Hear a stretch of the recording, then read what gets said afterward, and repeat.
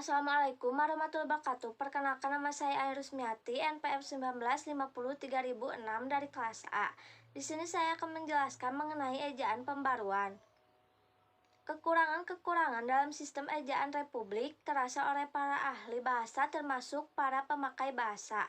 Itulah sebabnya Kongres Bahasa Indonesia kedua yang dilangsungkan di Medan, yang dilangsungkan pada tanggal 28 Oktober sampai dengan November tahun 1954, diputuskan untuk menyusun kembali suatu ejaan lebih baik. Penyusun ejaan baru itu diserahkan kepada suatu badan yang ditunjuk oleh pemerintah sebagai kelanjutan Kongres Medan dengan surat keputusan PP dan K nomor 448/S pada tanggal 19 Juli 1956 dibentuklah Panitia Pembaruan Ejaan Bahasa Indonesia. Hasil pekerjaan panitia tersebut tidak pernah diumumkan secara resmi. Salah satu yang menarik dari pekerjaan panitia ini adalah percobaannya menghilangkan huruf-huruf rangkap seperti DJ, TJ, dan NJ dan menggantikan dengan huruf-huruf J, C, N, dan N. Karena J sudah dipakai pengganti DJ, maka Y dipakai untuk menggantikan J. Vokal rangkap ai, au, dan oi dirubah menjadi ai, au, dan oi. Apabila ejaan pembaharuan ini sempat dijadikan ejaan resmi, tentulah pada waktu itu mesin-mesin tik dan mesin-mesin cetak harus mengadakan penambahan huruf-huruf baru. Jadi hal itu mengalami problem besar bagi percetakan dan rental pengetikan. Ejaan Melindo ialah singkatan Ejaan Melayu Indonesia sebagai tindakan lanjutan Persahabatan Indonesia dan Persekutuan Tanah Melayu yang diadakan pada tanggal 17 April tahun 1959, maka pada tanggal 4 sampai 7 Desember 1959 di Jakarta diadakan sidang bersama antara para panitia kerjasama bahasa Melayu atau bahasa Indonesia yang diketuai oleh Profesor Dr. Slamet Mulyana dengan jawatan kuasa ejaan Rumi Baharu Persekutuan Tanah Melayu dengan yang dipimpin oleh Syed Nasir bin Ismajol. Hasil sidang itu ialah pengumuman bersama ejaan bahasa Melayu bahasa Indonesia pada tahun 1961 yang diterbitkan oleh Departemen PP dan K Republik Indonesia. Dalam pengumuman bersama itu dinyatakan bahwa kedua pemerintahan akan meresmikan ejaan Melindo itu selambat-lambatnya pada bulan Januari tahun 1962. Namun keputusan tersebut tidak pernah menjadi kenyataan karena peristiwa politik yang menimbulkan ketegangan-ketegangan disusul oleh tindakan-tindakan penggayangan terhadap Malaysia oleh pemerintah Soekarno. Ejaan Melindo yang dihasilkan oleh panitia itu hampir sama dengan ejaan pembaharuan. Bedanya hanyalah pada huruf TJ. Ejaan Melindo memakai C pengganti TJ.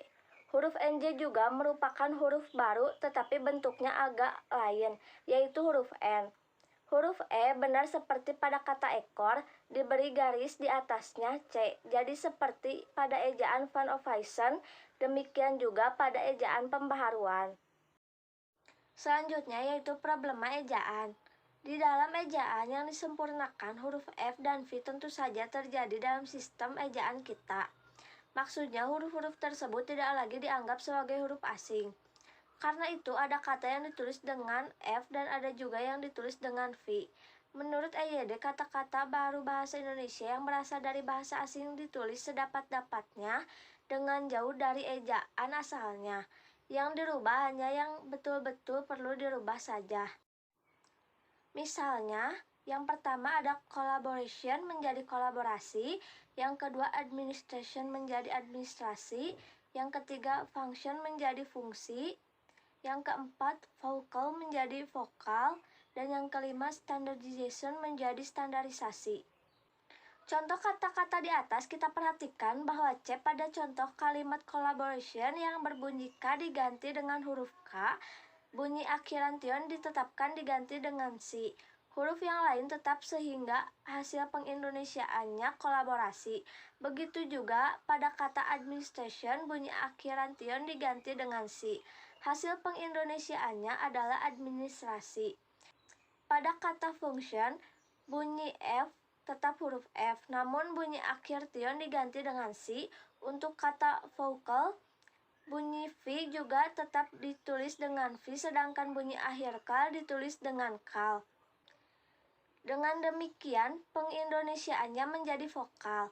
Demikian juga standardization, hanya Z yang diganti dengan S dan Tion diganti dengan C. Hasilnya standarisasi. Kata itu kita pungut secara utuh dan hanya ejaannya yang kita sesuaikan dengan ejaan bahasa Indonesia.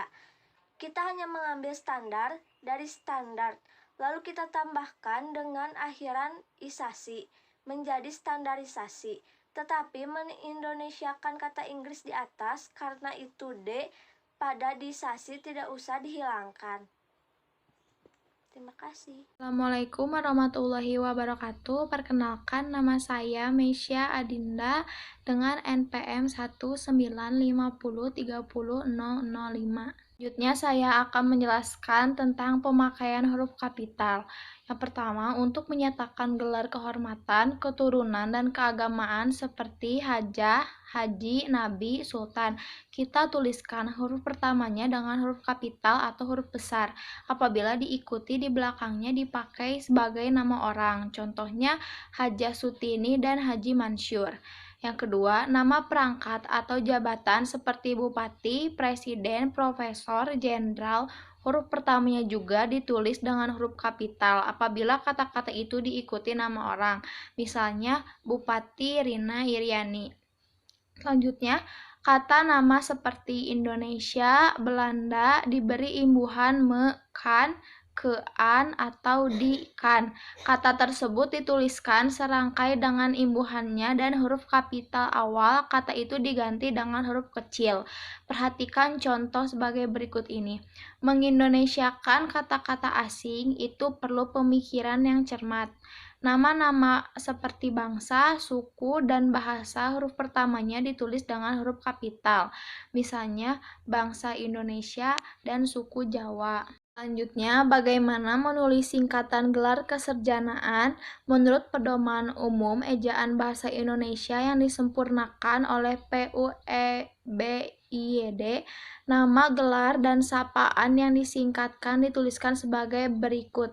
DR artinya doktor, SDR artinya saudara, DR artinya dokter, Prof artinya profesor, SH artinya sarjana hukum, NY artinya nyonya, IR artinya insinyur, SS artinya sarjana sastra. Bagaimana pada penulisan singkat untuk nama lembaga dan produk hukum menurut Pedoman Umum Ejaan Indonesia yang disempurnakan PUEBIYD, singkatan untuk nama lembaga dan produk yang disingkatkan dituliskan sebagai berikut. SMP artinya Sekolah Menengah Pertama, MPR artinya Majelis Permusyawaratan Rakyat, DPU artinya Dewan Pekerjaan Umum. Selanjutnya, sebagai kata ganti atau sapaan huruf pertama kata-kata seperti adik, saudara, paman ditulis dengan huruf kapital. Bila tidak dipakai sebagai kata sapaan, ditulis dengan huruf kecil saja, misalnya hari Jumat minggu depan, paman akan datang ke Solo. Ini apa, Pak? Buku saudara sudah saya kembalikan kemarin. Dan apakah adik Totok sudah makan? Tetapi kalau kata ganti atau sapaan itu bukan sapaan langsung, maka huruf pertamanya ditulis dengan huruf kecil saja. Misalnya, kita harus menghormati ibu dan bapak kita. Dan semua kakak dan adik saya sudah berkeluarga. Selanjutnya ada membedakan di kata depan dengan di sebagai awalan. Awalan di hanya terdapat pada kata kerja baik kata kerja berakhiran kan ataupun i maupun tanpa akhiran-akhiran itu. Misalnya disepak, disepakan, disepaki, ditembak, ditembakkan, ditembaki. Kata kerja yang berawalan di tersebut telah semua kata yang menjadi jawab pertanyaan diapakan, dia atau diapakan benda itu. Hal ini adalah salah satu cara mengenai kata dengan awalan di. Cara yang kedua ialah bahwa kata-kata kerja yang berawalan di mempunyai bentuk lawan awalan misalnya disepak, lawannya menyepak. disepakan lawannya menyepakan, dan disepaki lawannya menyepak. Assalamualaikum warahmatullahi wabarakatuh. Perkenalkan, nama saya Aira Salma Azhara dengan NPM 1950329. Saya akan melanjutkan materi tentang di kata depan dengan di sebagai awalan. Kata depan di memang harus ditulis terpisah dari kata yang mengikutinya. Fungsinya menyatakan tempat. Kata di atas, di sana, di tepi, di sini, di belakang harus dituliskan terpisah, sama seperti kata di kebun, di sekolah, di pantai, karena menyatakan tempat. Namun, ada bentuk kekecualian. Pada kata kepada dan daripada, selalu harus dituliskan serangkai sebagai sepatah kata saja. Selanjutnya, kata kemarin juga dituliskan serangkai. Selain itu, kata keluar lawan kata ke dalam harus dibedakan dengan kata keluar lawan kata masuk. Bentuk kata keluar merupakan kata kerja, sehingga penulisannya tidak dipisah. Selanjutnya, problematika partikel pun bahasa Indonesia. Dalam bahasa Indonesia terdapat 3 macam pun.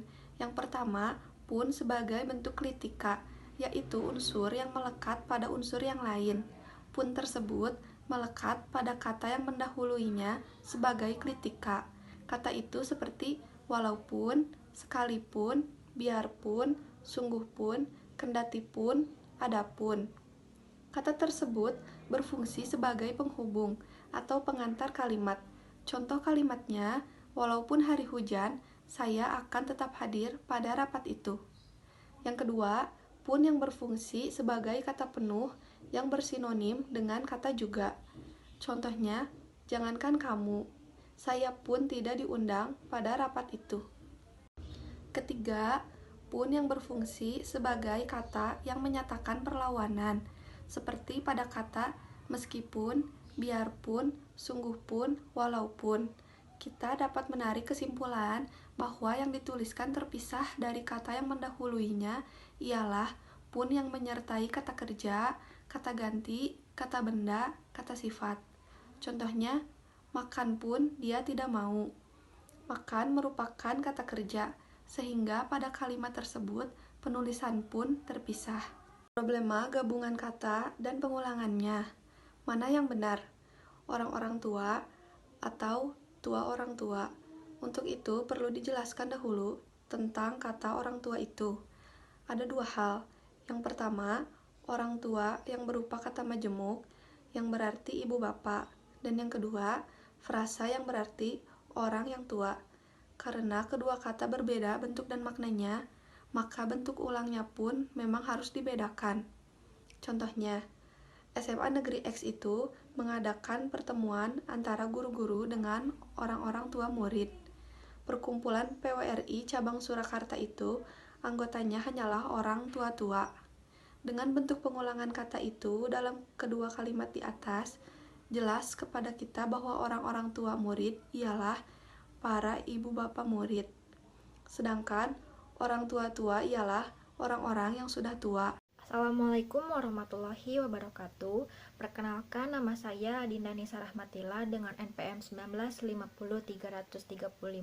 Di sini saya akan melanjutkan materi yang selanjutnya. Namun, yang seperti ini menyalahi bahasa asal bahasa Indonesia, yaitu bahasa Melayu. Di dalam bahasa Melayu, baik kata majemuk maupun kelompok kata atau frasa yang diulang hanyalah konstituen pokoknya. Sedangkan pewatasnya tidak usah diulang. Misalnya, contoh yang pertama, rumah-rumah bukan rumah makan, rumah makan. Yang kedua, meja-meja tulis bukan meja tulis, meja tulis. Di dalam buku Tata Bahasa Buku Bahasa Indonesia atau TBRI yang dikeluarkan oleh Pusat Bahasa, ada kata ang, terbentuk dari 2 morfem yang dituliskan serangkai seperti sepatah kata saja. Misalnya kacamata, matahari, olahraga, sapu tangan, hulu balang. Kalau kata gabung itu dituliskan serangkai seperti itu, tidak lagi dipersoalkan bagaimana bentuk ulangnya sekiranya kata-kata itu akan diulang. Tentulah diulang seluruhnya. Misalnya kacamata-kacamata, matahari-matahari, olahraga-olahraga, sapu tangan-sapu tangan, hulu balang-hulu balang. Usul agar kata-kata gabung itu ditulis serangkai akan menimbulkan kesukaran dalam membaca karena terlalu banyaknya huruf yang dirangkai. Makin panjang kata, makin sukar untuk dibaca. Misalnya, kereta api cepat malam. Yang dituliskan seperti itu lebih sukar dibaca daripada yang dituliskan kata demi kata. Kereta api cepat malam. Apalagi kalau diulang menjadi kereta api cepat malam. Kereta api cepat malam. Oleh karena itu, dalam bahasa Melayu yang diulang itu hanya konstituen pokoknya, sehingga menjadi kereta api cepat malam. Dalam bahasa Indonesia dewasa ini, ada kecenderungan orang untuk selalu mengulang kata benda bila ingin menyatakan jamak. Padahal, dalam bahasa kita ada cara lain untuk menyatakan jamak, yaitu dengan menggunakan kata seperti semua, banyak, beberapa, segala, seluruh. Alih-alih mengatakan negara-negara, kita katakan beberapa negara atau banyak negara. Frasa adalah gabungan dua unsur atau lebih yang tidak melebihi batas fungsi. Artinya, gabungan unsur tersebut hanya menduduki fungsi tertentu, misalnya hanya sebagai subjek atau predikat saja. Bagaimana menuliskan gabungan unsur atau kata tersebut sesuai dengan aturan yang berlaku? Di dalam buku dikatakan sebagai berikut. Gabungan kata yang lazim disebut kata majemuk termasuk istilah khusus. Bagian-bagiannya ditulis secara terpisah. Contoh yang pertama, meja makan, yang kedua, mata pelajaran, yang ketiga, orang tua, dan yang keempat, kambing hitam. Gabungan kata yang lazim disebut kata majemuk seperti contoh di atas, bila diulang seluruhnya.